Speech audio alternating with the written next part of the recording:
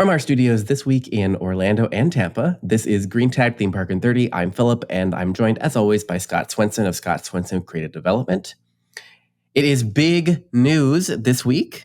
What? Has something happened? Big news. Has something happened? No. I haven't heard anything about this. Halloween. That's the big... No, I'm kidding. Yeah, Halloween. We survived it. Okay, moving on. Halloween, we survived it. Oh, I don't know, though. To be determined. Well, for the most part. So, yeah, Cedar Fair and Six Flags announced Thursday that they will combine in a merger of equals. So we're going to talk about that merger today. It'll be the main thing we talk about on the show for today. And I'll go through some of the details, and then we will kind of riff on some of the elements and bring our expertise into it. But just to give everyone the details, if you have not heard yet, together, they will operate 27 amusement parks, 15 water parks, and 9 resort properties in North America. Combined, the companies will generate more than $3 billion in revenue. Cedar Fair reported an attendance last year of 12.4 million, which is only a 1% increase from the year earlier. Six Flags announced a 16% rise in its third quarter attendance, which totaled 9.3 million. So this is all stuff taken from the release, but they claim that they have little geographical overlap, and they anticipate $120 million in cost savings within 2 years of closing the deal. Once the deal closes, the combined company will operate under the Six Flags name, but they will trade under the ticker symbol FUN on the stock exchange. And the Cedar Fair CEO is going to be the CEO of the new company, while the Six Flags CEO will become the executive chairman. The company's newly formed board will include 6 members from each of the parks, 6 from Cedar Fair and 6 from Six Flags. And it will be headquartered in Charlotte, North Carolina, and will keep a significant finance and administrative operations in Sandusky, Ohio, where Cedar Fair is based. Six Flags will be based in Arlington, Texas. So they list a lot of the synergistic moments and elements that are going to make them more competitive, et cetera, given their broader geographic footprint. They should be less seasonal, et cetera, et cetera. And I don't want to go into too much of that because a lot of it's just, I feel like it's just boilerplate speak that you would put into any merger of this kind. You know, we're going to use our synergies to be better together, et cetera, et cetera. And just as a reminder for people, the IPs that they hold, that each holds, Six Flags has DC Comics and Looney Tunes characters from its former owners at Warner Brothers. And Cedar Fair, of course, has Snoopy and the Peanuts characters that it inherited with Knott's Berry Farm. We have not heard yet any hard details about this. Obviously, it's going to close midpoint next year, as long as it passes all the requisite votes and there's no FEC interaction, which there shouldn't be. But we have not heard from the IP licenses as to whether they're going to whether or how they're going to allow expansions of it, or if that's even a thing. I just want to remind people about the IPs that were involved. So, with that being all said, I'm going to give my point, and then I think Scott has a lot of them. My main point on this is, I think Scott has a lot of points. He has a lot of points. Yeah. I just was kind of like, well, this is the thing that's happening. So I want to put the context out there, because I actually think this is a good idea. I think it's a good idea because we had talked about this previously, ad nauseum, about how I'm not sure Six Flags and Cedar Fair, I at least has raised the point previously as that I wasn't sure how they were going to remain competitive. It's kind of like if you have SeaWorld and Six Flags and Cedar and they're all trying to be fun capitals, I don't see where you're going to go, especially with the market mainly dominated by Universal and Disney. And I think it's the same thing that I would also say is going to happen to streaming, is that, people don't really want more than 3 streaming services they have to subscribe to. So you're either one of the 3 or you're going to go out of business, right? It just doesn't work. And I think I would say there's something similar happening with theme entertainment, especially given all of the increased competition from in-home experiences and from other experiences that you can go do outside of it. And, to Universal's point, I think that's why they're looking to expand into food and other types of experiences. So I think the theme park things, you're going to have 3, right? And I think this is a move to try and be the third place person. Because if you look at the context, last year in 2022, Universal had $7.5 billion in revenue. Disney had $29 billion, and SeaWorld had $1.73. So if they're going to put all this 27 US parks together, that'll give them $3 billion, which will put them pretty much squarely in third place. But just the context of the situation, that's still, Disney is at 29, and that was last year. Disney at 20, and they're going to have more this year because they're operating, their profits have been good at the parks. So that'll be 29 versus 3. And it'll even on Universal side, it'll be 7.5 versus 3. So really, I think this is the worst news. This is the worst news for SeaWorld of anybody. It is, here's the person that's going to take the third spot. And if they succeed in combining your annual passes and all this, blah, blah, blah, then really, why would you choose SeaWorld unless it's like, geographically close to you or it's more convenient from that standpoint. But otherwise, it's like this becomes the third point. I think they kind of push out SeaWorld. And remember last year we talked about that SeaWorld trying to purchase, that there was that purchase thing with Cedar Fair that they, said no. So I think they're all three of these people are aware of the competitive landscape in this way. And I think this is the move that will kind of push SeaWorld out. So I don't think that it will, as Scott and I always say, it's going to come down to the execution. But I think that the theory, I'm not sure what else they would do, to be honest with you. I really don't, because the last thing I'm going to end on is something from the City Investment Research. There was a analyst at NPR cited, and I think this is an excellent statement. Whereas the theme park industry as a whole has been under significant pressure since the start of the pandemic, Six Flags has created additional pressure of its own with a volatile new attendance and pricing strategy that has struggled to take root, alienating its core customers and leading to dramatic drops in visitation along the way. And that is perfect, because we talked about how they tried to, remember how they said they basically didn't like the riffraff that they had at the park and they wanted to become more of like a Target type of thing, and they tried and they failed.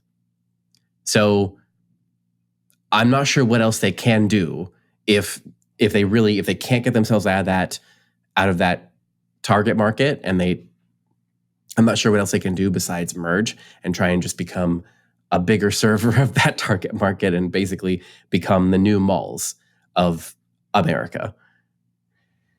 I'm done. Well, so I agree with you, Philip. I think this is a good move, but it's not something that's new for SeaWorld. I mean, if we go back through for Six Flags, because if we go back through the history of Six Flags, Six Flags has tried for many, many, many, many years, many, many, many different ways to get a larger market share. There was, it had to have been 10, 12 years ago. They just went on a buying spree. They bought up every independent park they possibly can. And we'll call it the Geauga Lake syndrome. Geauga Lake is now a lovely set of condos. So it didn't work for them. What they did was they overextended themselves when they purchased these other properties, and they became Six Flags properties. It was Six Flags Geauga Lake, as opposed to a Six Flags park. Yeah. So, or Geauga Lake at Six Flags property. That's how it was phrased. And the only reason I know this so incredibly well is I was at that park shortly after they purchased it, and it was already, they were trying to shove some money in there, but all they could do is do some new signage and some different IP merchandise, really. But this seems to make, and then the next phase was there was, between SeaWorld Parks and Entertainment and Six Flags and Cedar Fair, they've all at one point in time seemed to have wanted to buy one another. Or parts of one another. There was a time when Six Flags, and this was several years ago as well, Six Flags was looking to purchase the Busch Parks, the Busch Gardens Tampa and Busch Gardens Williamsburg. SEA chose not to sell them at the time. I don't even think they were SEA at the time. But anyway, whatever the parent company was called, chose not to sell them. Then, as you mentioned, Six Flags or SeaWorld looked at perhaps purchasing Cedar Fair and vice versa, and that.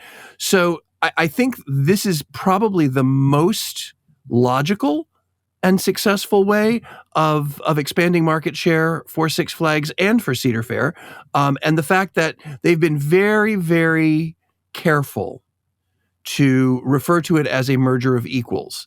I think they have to make certain that they don't alienate each other's clientele, but that's already happened. Anybody who is on any of the social media streams anywhere have seen people who are Cedar Fair fans just up in arms that it's going to, turn their park into a blacktop jungle, and anyone who is a Six Flags fan is like, oh, now we're going to get Camp Snoopy. Great.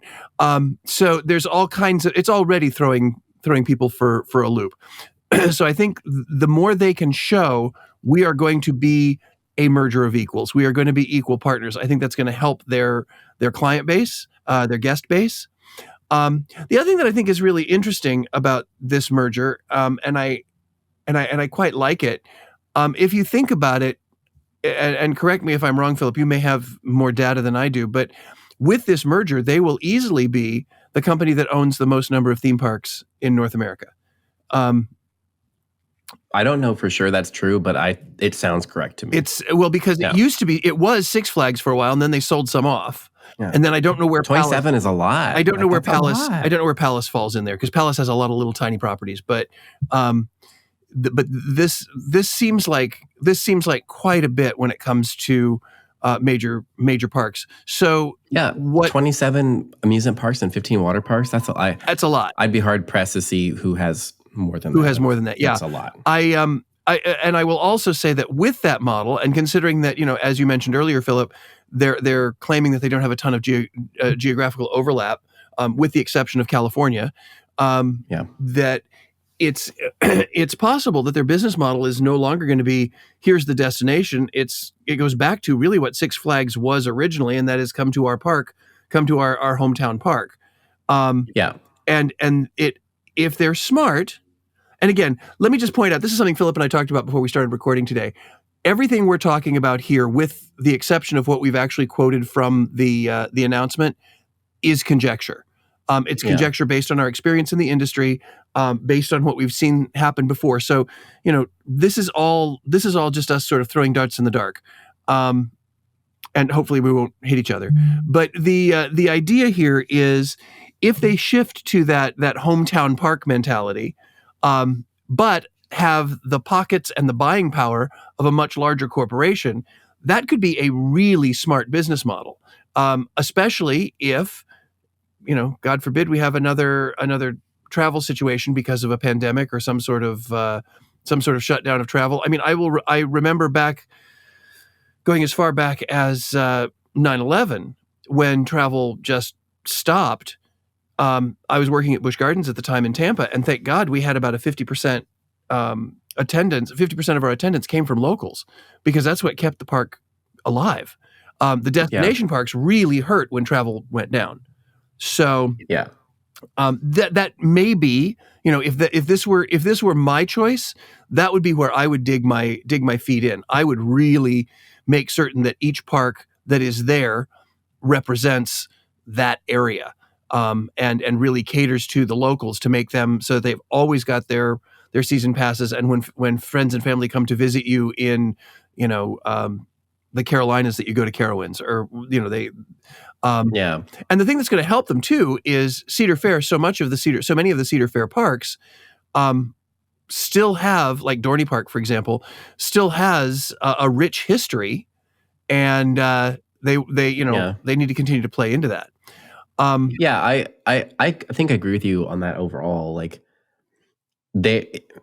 well, I think it goes back to Six Flags and their failed strategy. Like, they tried to shift the attendees, or they tried to, it didn't work, right? When it comes down to it, the people that go to the parks, the Six Flags parks, are, for the most part, people that are nearby, who want to go for not very much money and just hang out. And it's younger kids. It's kids. It's kids that I think in the past would have gone to the malls, Right. and now they just go and hang out. And I do agree that I think that their properties are synergistic for that reason, because we even just talked about the esports gaming thing going to Cedar Point. I mean, that kind of stuff. That kind of stuff. I think if they basically make them the mall model, I think that could work. And Where agreed. And I think that some other tangents that we need to consider is if we look at the strengths from a content standpoint of both of these parks. Six Flags is from my perspective, Six Flags has always been very good about finding synergy amongst their own parks. So they're going to open a Batman coaster, and it's going to open in 5 of the parks. You go to their Halloween event, and you see the same animation that has been purchased for every one of their parks, and then just distributed. I think the Cedar Fair model has been to hold on to things that are nostalgic. And I think that there's a place for both of these in this merger. So I'm hoping that they don't throw out the baby with the bathwater and say, let's just make everything new, or let's just hold on to everything old. I think if they can find a balance of this, they'll be able to maintain that local interest and that local market. I hope that is indeed the case. We'll see. That brings up something that I've seen a lot of conversation about this, and because it's very close to our world already. And I've talked about this to a few people already. When it comes to Halloween, I do think that the new company is going to continue Halloween because all of them do Halloween. Mm-hmm. And because economies of scale, again, if you have the scale, if you have the infrastructure, Halloween can be profitable for you. It's the people that have to, put up temporary structures and rent a parking lot that it's difficult for. But the people that already have the infrastructure, and you just make it a second gate or whatnot. But I think that Halloween is going to be very different for these models because, a lot of, I guess what I'm trying to get to is a lot of people rag on how bad the Six Flags Fright Fest event is. But you know what? It's profitable, and it's not for the haunt fans. It's for the teens that would go to a mall and hang out and just want to be like pretend scared. It doesn't matter if they're pretending to be scared or, it doesn't matter. It doesn't matter. Well, and I think that can be said. I think that can be said with any park that has a solid fan base. I mean, there are people who go to Halloween Horror Nights in Florida and say it is nothing but a drunken beer fest or drunken alcohol fest, and it costs too much, and you have to wait in line for everything. But again, it's still profitable. It's still amazing. Yeah. Each of them have their own target market. Category. Yeah. No, but my point being, they each have their own target market. Yeah. I mean, I've talked to people who have gone to Horror Nights, Florida, and just say, I will never do that again. It was horrible. It was not an enjoyable night. It's conga line constant. Yeah. Yeah. Well, yeah. And even with the, going over to Six Flags Magic Mountain, this year, Course 8 was their first IP test. And remember, everything opened late. It objectively speaking, it looked bad. Like the rollout looked bad. The houses did not look good, objectively speaking, and it was late. They had issues. But you know what? I put up a lot of videos about those areas, and I personally didn't think they were great, but the target market loved it. The kids loved it. All the people that are commenting on my videos from the Saw scenes love it. Just like the Five Nights at Freddy's display that was in Hollywood Horror Nights Hollywood. It doesn't matter if it's just the display. The kids love it because they get to see props from the games in real life, and that's what they care about. And it doesn't matter, I just think that type of model, I think they're going to do Halloween, and I don't think it's necessarily going to change. I think they're going to continue to try and do. I don't know what to say, like economy Halloween. It's going to be like, let's invest in the scare zones and the shows to make it more of like a teen hangout environment, and we could try some IPs, but probably less haunted houses, less investment in infrastructure and fabrication. Because why? Because it's not needed, and it's still successful. I mean, just looking at the crowd engagement, like at Magic Mountain, the kids love the sliders. They love the sliders. They love the clowns. They love just hanging out with the characters. They love dancing and just vibing with what's going on. And Scream Break did phenomenal for them. And I think that's another, I think this is how it's going to be. I don't know, and I think that's okay. Well, I think this is all just reinforcing what we were talking about earlier, and that is finding a business model or a product mix that works for your local demographic, that works for your demographic. And don't misunderstand me. I am not sitting here dissing Halloween Horror Nights at all. I'm saying that there are people who like it, there are people who don't. And the same is true with Six Flags. The same is true with SeaWorlds and Busch Gardens. The same is true with Disney. There are people who love these events and there are people who don't. But as you say, who shoot where the ducks are flying. Put your event up so that the people who are in your area will come to your event. That's just the simplest thing in the world.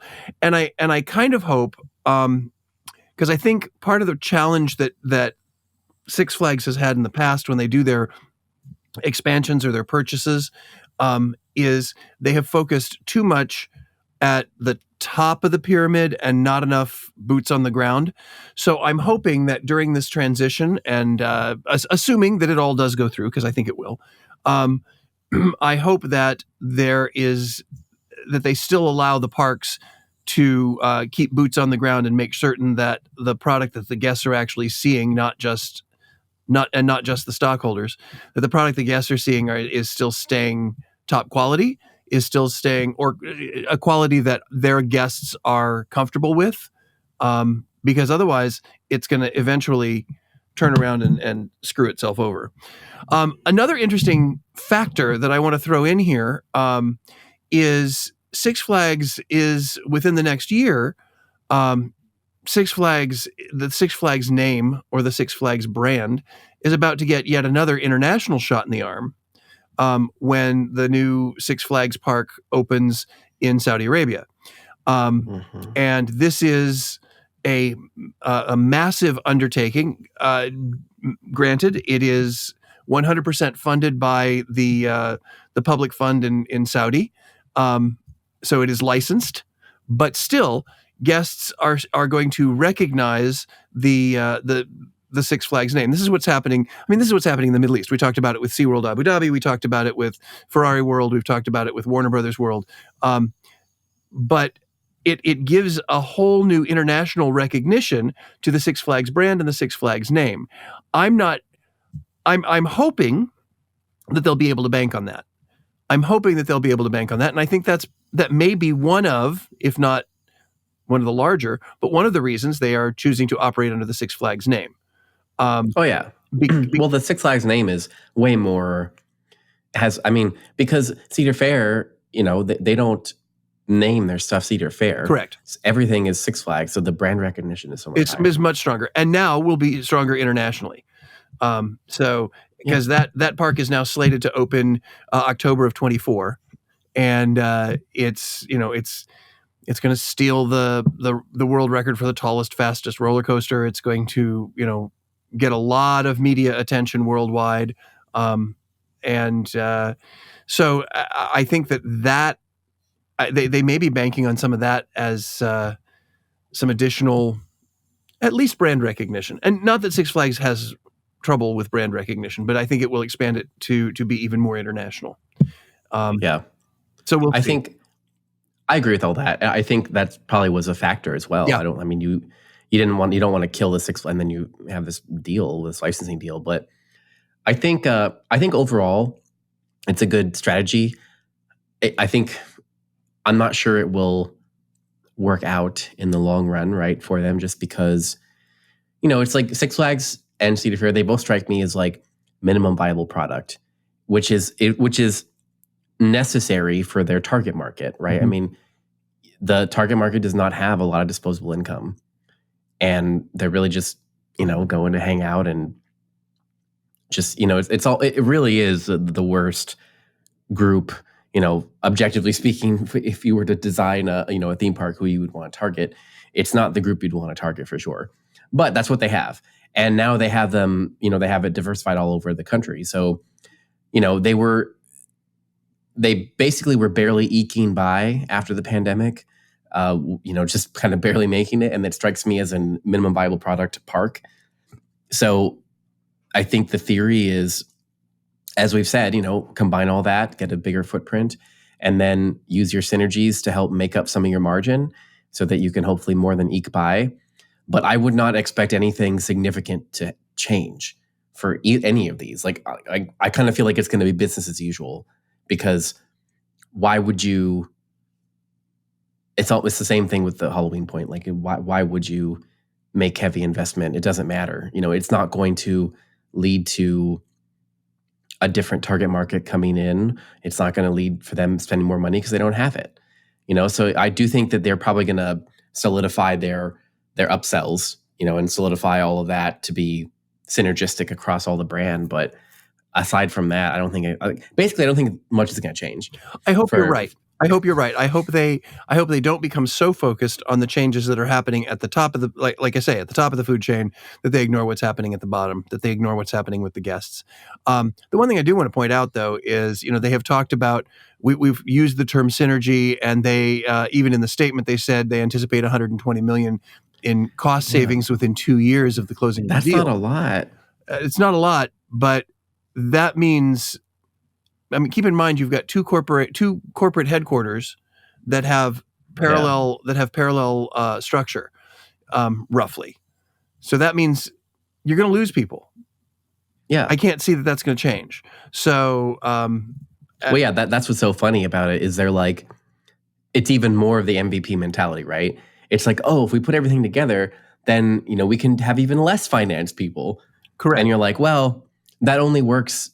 And until you realize that there's still the same number of financial transactions that somebody has to deal with. Correct. And if you just half the staff, that may not be a good thing. So, so now half the staff is working twice as hard.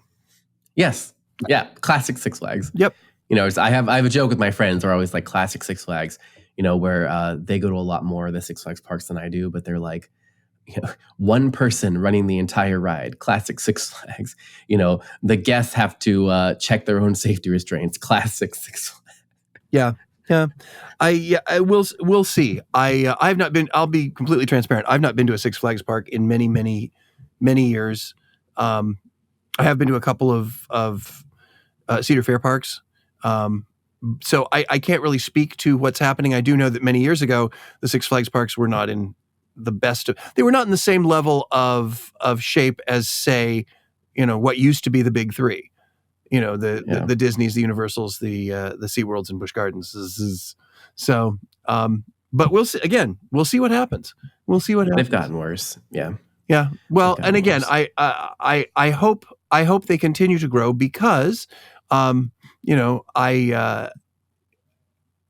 always loved working with the Cedar Fair team, and I'm hoping that as they get together, they will continue to expand and grow, and that they do end up helping each other out as large corporations. So, again, this is all conjecture. We'll see what happens. It could blow up and everything goes beautifully, or it could go crashing to the ground. Only time will tell. And to quote one of our favorite phrases, it's all about the execution. It's all about how they end up.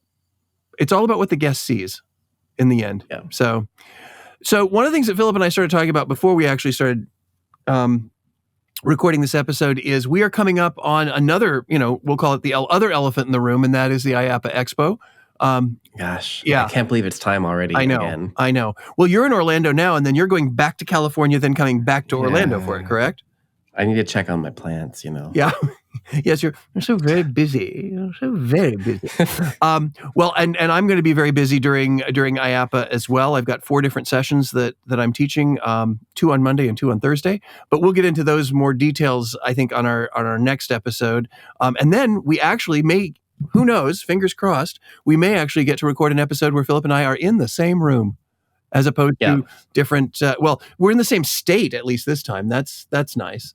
But it's a change of pace. It's a change of pace. Yeah. But so any of our listeners who are going to be at IAAPA show, we will both be there. Gantom has a booth. I don't know what the booth number is because I don't take care of those types of things. But I will be wandering around, doing interviews, conducting interviews, doing my press things. And Scott will be teaching many classes. You can probably just search for his name on the education sessions. Yeah, I think probably the one that I want to throw out there the most, if you're going to be there on Monday, I will be part of the entertainment networking group at 4:00. So check that out. And then I've also on Thursday in the morning, I have a session that is called, what's it called? Oh, I wrote it so long ago. It's called Show and Tell Using Entertainment to Educate, which I think is going to be pretty popular and an awful lot of fun. And then I'm team teaching with my friend Megan Gardner on how to workshop coming up with a new dark festival for your attraction. So that'll be in the afternoon on Thursday. Just search them. You'll find them. And please feel free to come up and say hi. I would love to, if any of you are there for the show, and you see me or you see Philip, just come up and say hello and let us know. We'd like to say hi. We're not scary. We're not inapproachable. We are two guys who talk a lot on computers. That's about it. We really do like to say hi to everybody. Yeah, so please absolutely. Say hi. Absolutely. So that is our time. The next time, like I said, we'll be talking even more about the IAAPA Expo. But until then, on behalf of Philip Hernandez with Gantom Lighting and the Haunted Attraction Network and myself, Scott Swenson with Scott Swenson Creative Development, this is Green Tag Theme Park in 30, and we will see you next week.